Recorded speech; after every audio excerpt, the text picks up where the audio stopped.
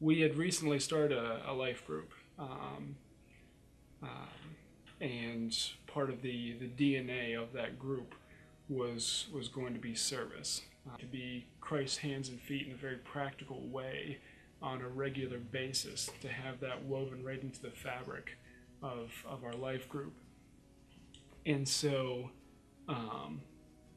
we had that all set up and structured, but we weren't sure what we were going to do. My wife had been praying, and it kind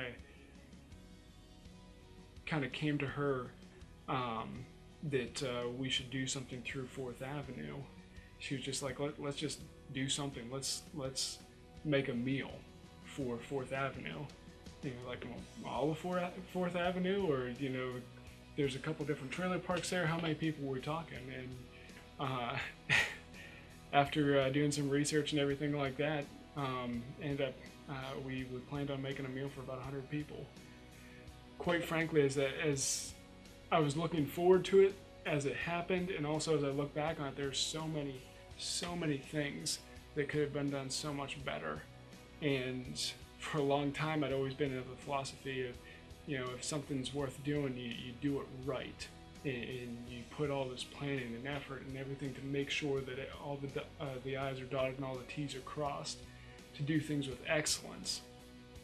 And then I was talking to Pastor Paul a few weeks ago, and he challenged me with a reversal of that statement, saying that, and I'm not sure who it was that he quoted, but he said, if something's worth doing, it's worth doing poorly.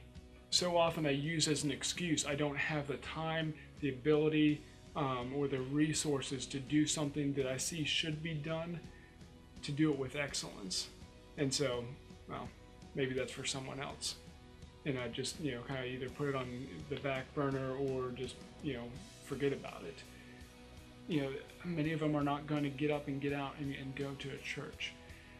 I see a ministry there where, that entire culture, that a church becomes established in that culture. Not trying to necessarily get them to come out to Clarion campus, because realistically that's not going to happen for most of them. But if through this lives could be touched, and that we could continue to build and establish those relationships, and